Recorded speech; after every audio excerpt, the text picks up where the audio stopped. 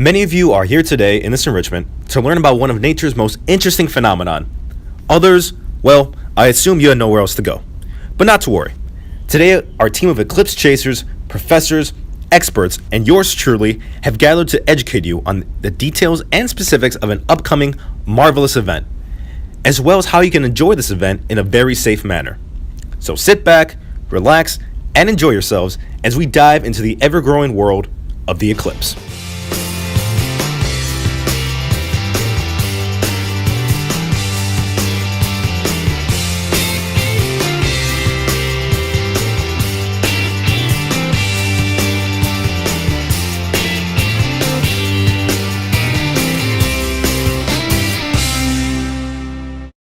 We start off by visiting Professor Colonel Jonas Sanders to get a better handle of our understanding of what eclipses are and how they occur. Professor Sanders is the head of the astronomy department at Montana University. The professor and I have been friends since childhood. Thankfully, we were able to interview him early today at our old high school in Chicago, and here's what he had to say. All right, Professor Sanders, thank you so much for coming. It's a great honor, sir. For my first question for the viewers at home, just to get a better understanding of what it is we're doing, do you mind just answering, what exactly is an eclipse? You see, it's all a matter of perspective. An eclipse is when a celestial body blocks off the light emitted by another celestial body by crossing between one of said bodies and the observer. In other words, it's any time an object such as the moon crosses paths between the sun and Earth, thus disrupting the admittance of light observed on Earth. Around how often do these eclipses happen? Well, an eclipse can be observed about 1 or 2 times each year, but here's the catch. Depending on the position of the moon and the Earth, you have to go to different countries to see every consecutive eclipse. Colonel Sanders, do you remember your first time watching an eclipse? Ah, yes. I was a boy and my father took me on his business trip to Barcelona. I remember being around 9 years old and my father took me to the beach. There were a good 100 people there. Each were so excited and in awe of what was happening. I remember being scared because it became quite dark very quickly. I looked up and saw the sun had been covered. I thought it was some sort of sorcery. From that moment on, I was so amazed that it became a passion. Later in life, it influenced my decision to study the stars. And a few decades later, here we are. That's a great story, sir. Well, I'm sure as you know, soon we will be able to watch an eclipse right here in your very own native hometown of Chicago. Are you excited for this by any chance?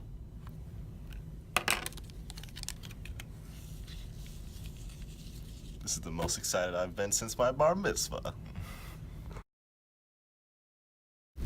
Meet Mateo Perez. He's the newest addition to the global group that call themselves Eclipse Chasers. Although still young, Mateo has found a brand new passion in eclipse chasing.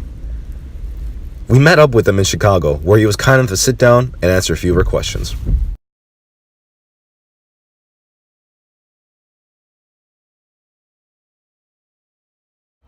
Well, I was talking to my friends about the universe and they started talking about the eclipse. I then became interested in the eclipse and decided to go see one of them with my friends. Bruh, the eclipse changed my life. Now I can't wait to see the next one and experience it all over again.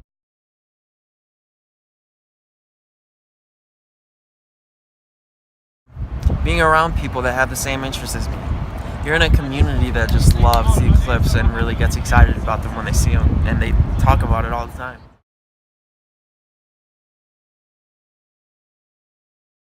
My favorite would have to be the total solar eclipse I saw in Xiamen, China on May 20th, 2012.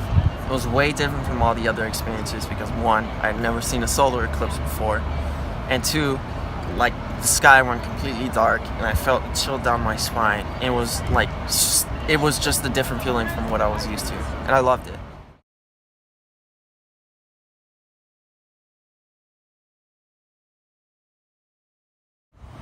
Well, there was the eclipse chasers that I've met in the past. They've been all nice and welcoming because I'm more of a newbie than all of the rest. But there was this one eclipse chaser. He just kept on ranting about how eclipses were his life and he loved it. He said sometimes it was even better than his bar mitzvah, and I didn't know what he was saying, but I could feel for him because it's something so different and something you don't usually see in the sky. So yeah, and there were other eclipse chasers, and they just gave me advice on what tools to bring, what equipment, and types of glasses that are more comfortable to see and use, and telescopes that give you a better view. It's pretty dope. I love it. And now for the main event. This summer, something extraordinary will be happening. You, every member in the audience, will have a chance to watch this year's solar eclipse this very summer. Well now, we have something more rare and more exciting than a brand new roller coaster at Six Flags. The real meaning of the August eclipse. Here to present one of the most experienced eclipse chasers. He's been doing it for far too long, eclipse chaser Noe. Hi there again. I know that many of y'all have heard about this worldwide phenomena, but do you really know why it's the greatest of the greatest? Let me start with some basics. Can anyone tell me when was the last time a total eclipse occurred? Well, if you said 38 years, then you are correct.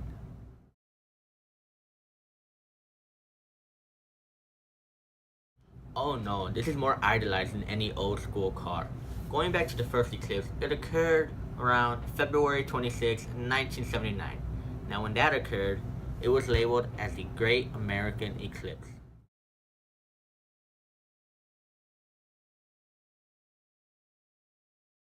For starters, we are looking at over 500 million people that include not just the US of A, but also Canada and Mexico. You can be in Canada or Mexico to witness the eclipse, but if you want to see a total eclipse, you would have to be in any of these following states: Oregon, Idaho, Wyoming, Kansas, Missouri, Illinois, Kentucky, and the Carolinas. From that, more than 10 million people are in the path of totality, and 28 million people live within 60 miles of that path. Oh yes, I personally am leaving Illinois for this event and headed to Missouri. Well, in Carbondale, Illinois, they are going to receive the longest totality eclipse. We're looking at about 2 minutes and 40 seconds. I am leaving Illinois because Missouri will have the longest duration of the eclipse. Sure, the totality is around 2 minutes and 30 seconds, but the partial eclipse will last about 3 hours, so that is where the real hype is.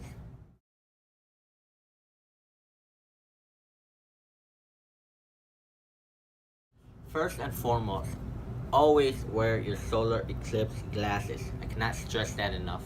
Secondly, if you're traveling to other states, make sure to make reservations as early as possible, because not only will hotel prices go up, but availability will be limited. Let me see. Yes. Third, if you're traveling to other states, make sure you at least bring a sweater or a jacket of some sort, because temperatures will go down 10 to 15 degrees, and it may have a major effect based off the state you are visiting. And lastly, all I can say is enjoy the moment, because not many like these happen in a lifetime. No problem at all. Thanks for having me. I hope to see many of you guys in Missouri and or hearing about it through social media, because that's how it's done nowadays. Although you may want to gaze upon the eclipse for its entirety, it's important to know the dangers that could be lurking. To help you better understand, we bring in our eclipse safety expert, Dr. Brown, to explain.